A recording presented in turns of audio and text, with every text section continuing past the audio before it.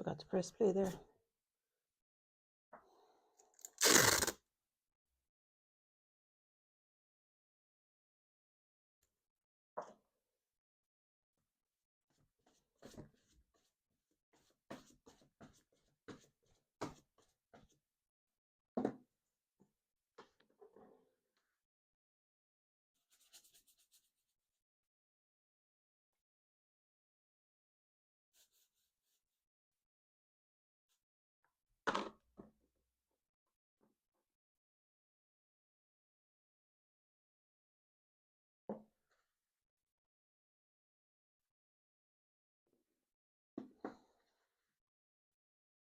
This is acrylic, and I'm painting the cyclamen there, you can probably tell.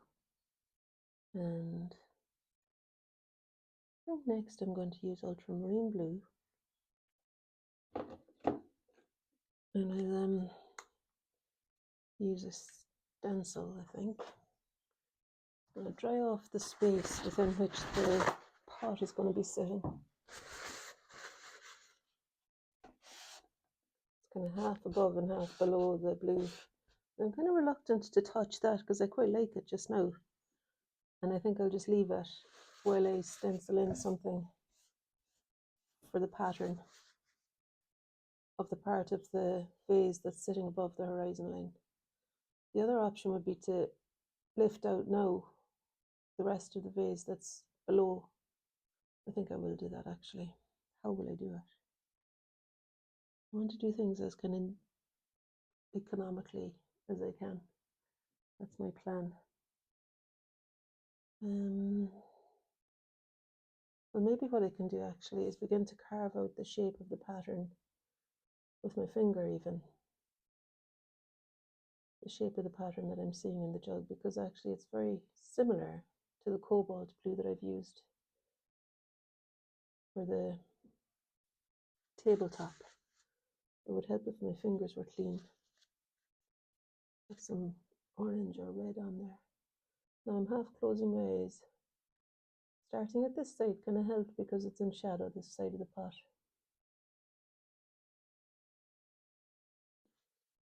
And it doesn't really matter if the background of it has got a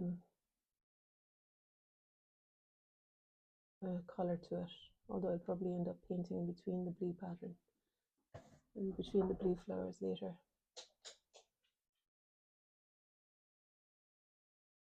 And I could also, as it's drying, chisel it off with a brush.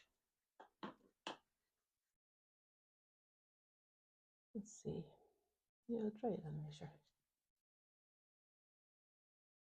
And there's a lovely pattern of flowers here, which I can make more the blue of the ultramarine later. But for now, I think it's okay just to use it since it's there anyway. The cobalt blue.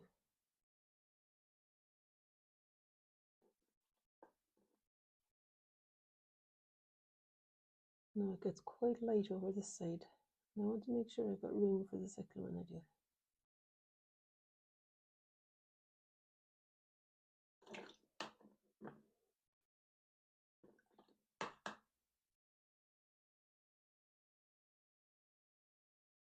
That's roughly the base of the pot, I think. I'll probably end up, going up to there-ish, I'd say.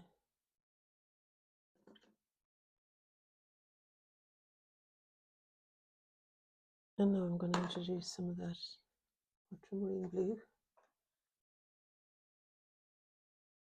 just to deepen the tone of the pattern in there. And I might actually use the stencils now, maybe. I'll try them anyway. I've selected a few that I think may work to capture the dancing flowers there. Yeah, I'll just try this one. I'm mixing the cobalt blue actually with the ultramarine.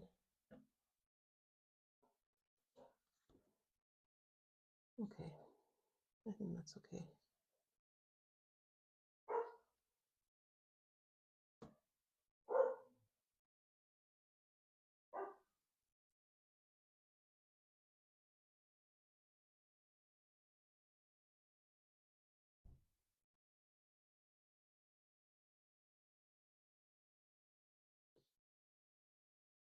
I'm going to reach for a different stencil now.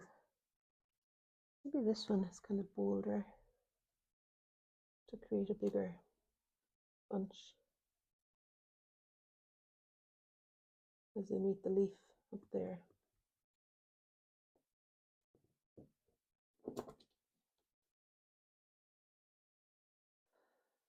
And I think that same one could be used here, maybe with more ultramarine than cobalt over in this area.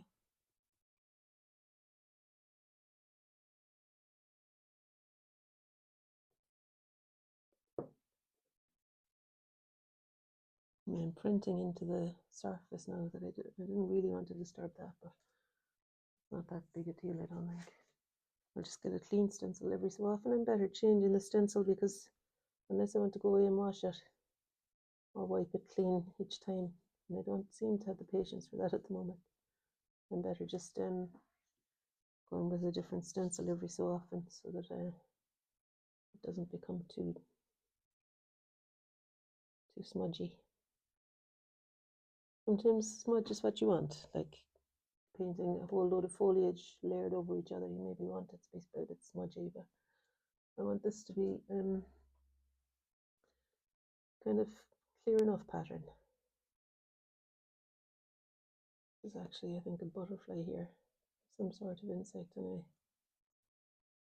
it looks a bit like the flowers to me. Yeah, I'm going to keep going with this. I quite like the simplicity of it.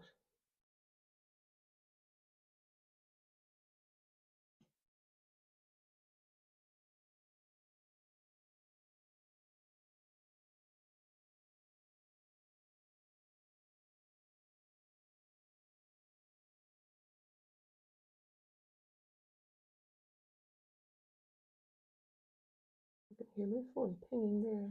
I don't know. I think it's Messenger that pings. That's not likely that it's Lily asking for a lift home from work.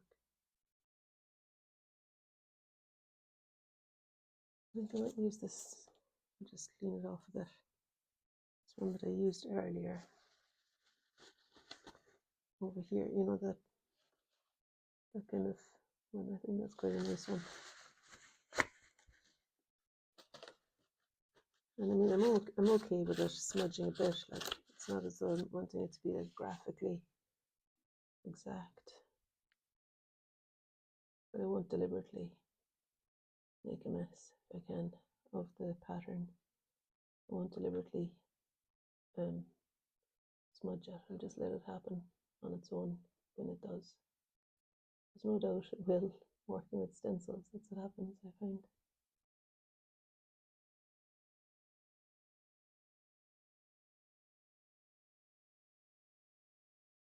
Okay, and I mean, I'll probably end up doing smaller. I'll end up painting between the shapes of the flowers later too, probably, you know, with that greyish white on the left side and even a creamy white over here, because it does read as being, I think, quite a bit darker, the background there, and here it's probably similar enough to the color of the board actually. I may not do very much to this side unless I mix up a color that's similar. It's quite nice to do that sometimes, to make a color that's the same as the background color, but it's opaque and thick. It's opaque and thick, sorry. Yeah, anyway.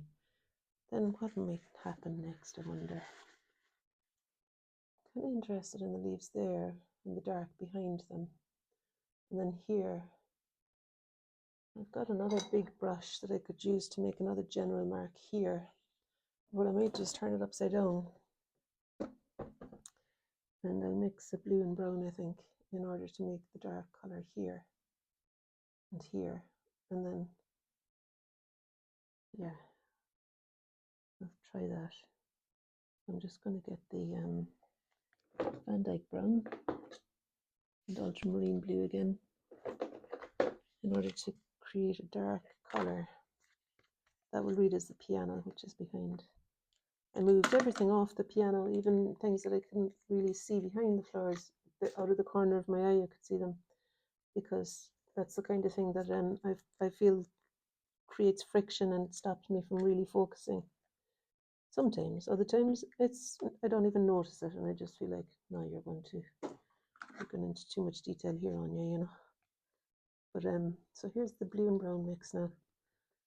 But in this instance, I wanted to clear the space behind me. I think Matisse used to do that, probably a wee bit like my house. He would put all the stuff behind him so that he could clearly see what he wanted to do. You know, the clean shapes of the birds that he cut out later in life apparently were made in that way. You know, having all the detritus of the room kind of behind him. Now I can see that the curtain is meeting the pot less than halfway across it from this side. So I'm just going to put a fairly vertical line down to represent the curtain with the masking tape. And I think I'll do the same to kind of mask off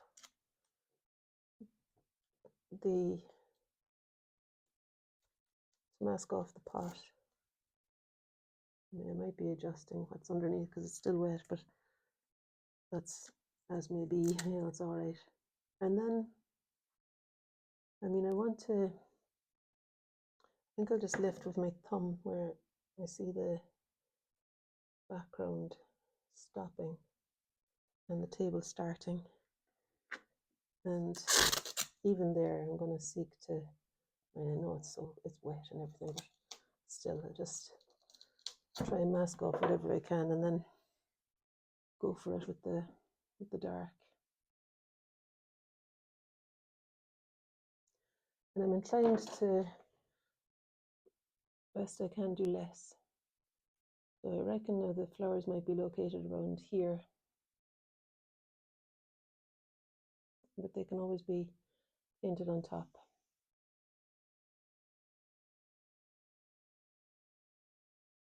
I would like this colour to be a general colour. I don't want it to be half blue, half brown, really. I'd rather it be fully one colour. I'd like if I could give it a good one single sweep. If I had the easel, I might be able to do that. Give it one single sweep.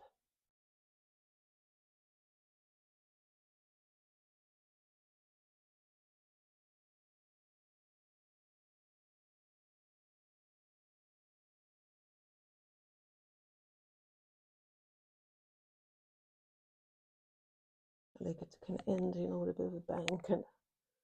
One more. In fact, I put a bit more onto the brush there. I'm going to put some water in that because I feel like I wanted to not. I think I wanted to not have a texture like that. You know, I don't want the back showing through so much at the moment. Anyway, I thought it would merge a bit more than it is. Okay. All right, and I'm going to turn it back up before it dries fully, so that maybe what I'll do is lift out with a kitchen paper some of the leaves and some of the flowers. Even on the shadow side, they'll be obviously brighter than the background is. So that will be where the line of the curtain might be, and I reckon it'll get darker. You know, the curtain, it won't be such a transition from dark to light there. In fact, what I'm going to do next will probably soften that line anyway.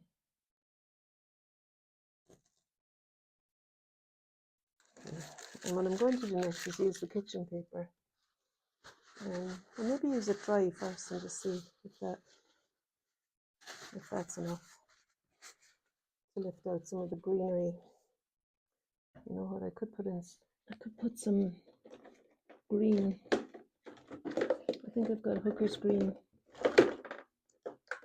and I thought maybe if I put that actually onto the kitchen paper, it might do the thing of putting on the green as well as taking off. You know, I don't know. It might just be swifter way of doing it, I'm not sure. Let's just see how it goes. So this is the green on the kitchen paper, also serving to kind of lift out a little bit the shape of the leaves.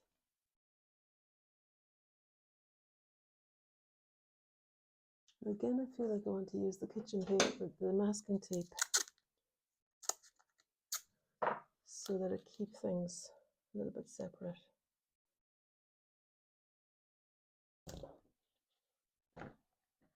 Without having to put effort into it.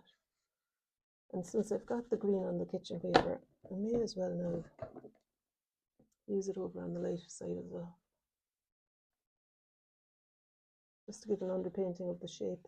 With my eyes half closed, I'm finding the shape of the Crocosmius leaves. And as they extend over into the light. And there's a kind of hint of blue about them, so I'm just putting in fact, I think I'll use a brush now. With it's a fairly dry brush with a little bit of ultramarine blue on it, just to kind of deepen the tone of that green in places and maybe give it a feeling of the shape of the cyclamen leaves a little bit more too. There's a fairly nondescript edge over here. And over here, it's got some dark areas. And then there'll be very crisp edges here, but for now, all I'm doing is bringing a little bit of blue in, and also finding where the dark and light. So there's a shadow, not unlike the background color here, before we get to the flowers at all. And the flowers will occupy that space, and also across here, of course. And the background becomes more like the color of the curtain.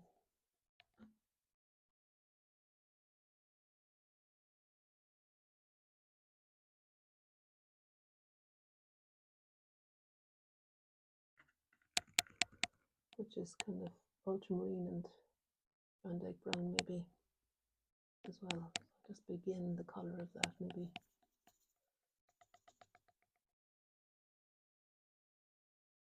Dark of that could be explained there a little bit.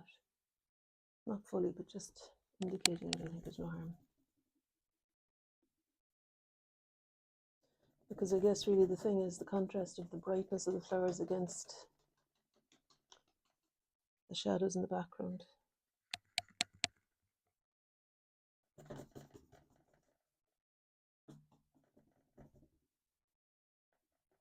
You could say that it's a fairly harmonious painting color-wise, isn't it? There's not huge contrasts really, aside from the brightness of the white flowers. Like there's not color contrasts in it.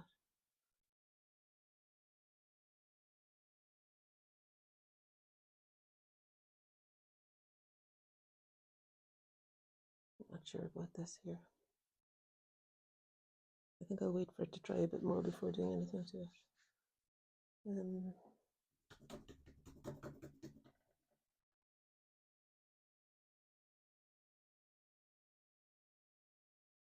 probably better for me to wait till tomorrow too for the tabletop to fully dry, because I'm working on a board and not paper as I usually work. It seems to be taking longer for the paint to dry than it would on the paper, as far as I can see. Like if this was paper now, I'd be wiping away and there'd be streaks left, giving kind of an interesting texture, I think. Might be wrong, but that's what I think. So I'll just let it dry and we'll come back to that. I have got a lot on the brush there, so I'm just going to use it where I see it to be really dark, over here where the pot meets the curtain and where the curtain meets the tabletop. That was Maisie doing one of her big sighs.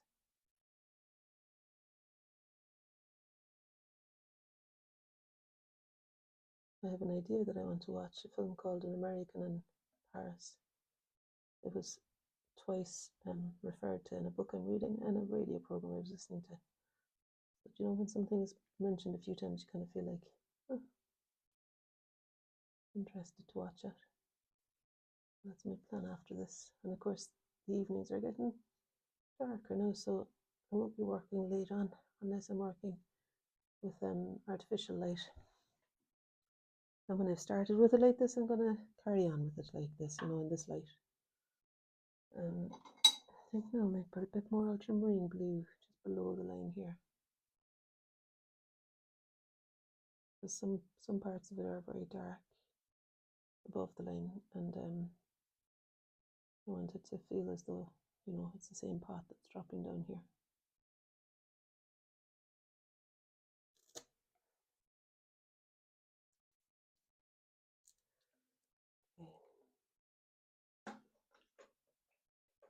And I think now I'm going to make Chance Essential a little bit again, and use this fairly wet brush to lift out some of the shapes of the flowers that are extending, kind of almost yearning there towards the light. I want to get clean water though, because I'm just putting blue back into.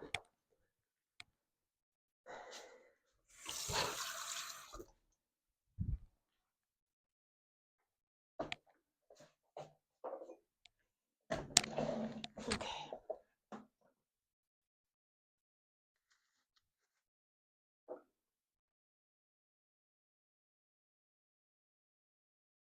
All right.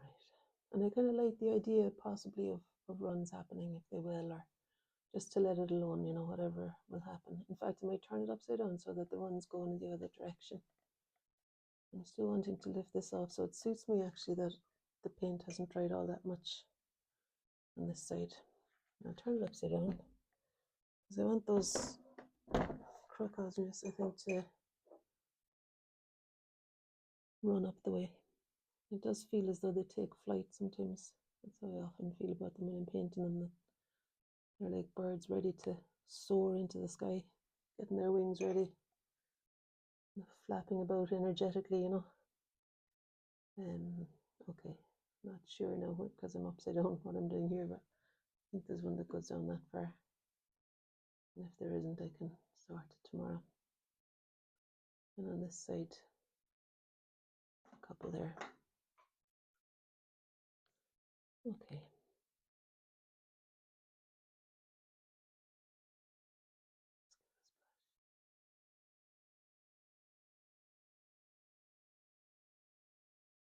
Yeah, I think I'll just let the runs go that way for a while longer. I was going to turn it that way so that some of the runs will go that way too. I might do that tomorrow when I'm putting in more of the dark for the rest of the back, the curtain at the back. But for now I'm going to leave it there, sitting upside down until tomorrow. That's my plan. Okay, so I'll see you then. Bye.